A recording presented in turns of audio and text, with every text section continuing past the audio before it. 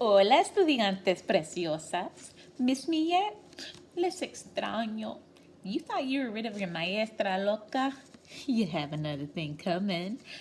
Hoy, I am channeling my inner Frida.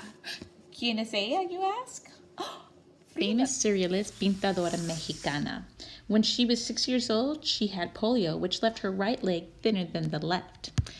Striking resemblance between she and I, wouldn't you say? When she was 18, she was in a bus accident, causing her to be impaled by a handrail through her back and pelvis, among many other injuries. Frida spent the better part of her life in hospital. She used that time to paint. Oftentimes, she painted herself and her many emotions. She's a wonderful example of an individual that took a bad situation and found an opportunity for growth. But today we're here to talk about the verb ser. The verb ser means to be, and it's a very irregular verb. This isn't like your regular verbs where you chopped off the endings and added new endings. This one, you just simply have to memorize. In the yo form, it's soy. Yo soy. Tú es eres. Eres tú.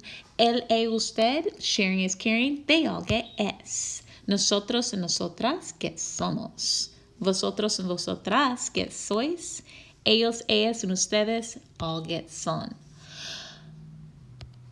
But that's a lot to take in. Not only do you have to memorize the charts, but you need to know what each one of these mean. It comes from the infinitive to be. So yo soy means I am. Tú eres means you are, but like you're talking to one of your friends. El, ella, and ustedes means he, she is, or you formal are. Nosotros somos means we are. Vosotros sois means y'all are, but remember, only in Spain. Ellos, ellas, and ustedes son mean they or y'all are. Let's get some practice in conjugating this. If we have Gabriel, remember you have to replace Gabriel's name with the pronoun, or at least remember what it was from the chart to match it up. So if we're talking about Gabriel, replace his name, we're talking about he. How do you say he in Spanish? Él. Ay, qué bueno. So the conjugated form for ser for él is es. He is. If you say Juan y yo, anytime you add yo, you made it a we thing, whether you're invited or not. So we is nosotros, and the ser form of that is somos, we are. If we're talking about Oscar y Flora, we're talking about they, ellos. So the conjugated form of that is son. Are you getting this? Adriana, well, if we want to place her name with she, it's ella. And ella gets, I'll give you a second. Did you say S? You guys are the best students ever.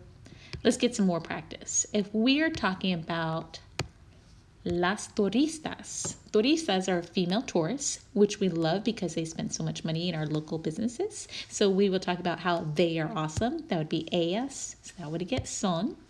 El chico means the boy, not he. But we do need to remember he in the chart, which is el, and it gets s. Los conductores are drivers, and we have some bad drivers here in our town, always taking the wrong way on a one-way street, so that's they. And if I want to say they are bad drivers, I would say ellos son conductores malos. And if I want to talk about the señores Ruiz, it's more than one. It's ellos, they again, and that would get the conjugated form of ser as son. You getting this so far?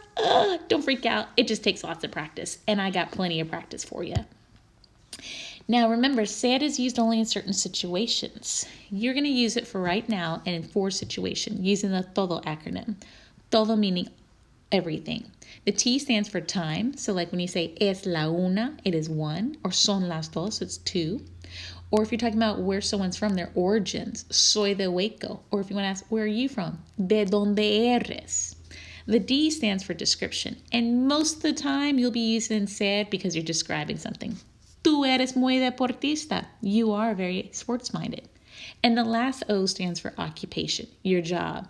Ella es maestra. She is a teacher. Or if I want to say y'all are students, it'd be ustedes son estudiantes. Hold the phone. Didn't we learn another way to say to be? Yeah, that was the verb estar. That one was a way simpler one to conjugate and had 2 simple little rules.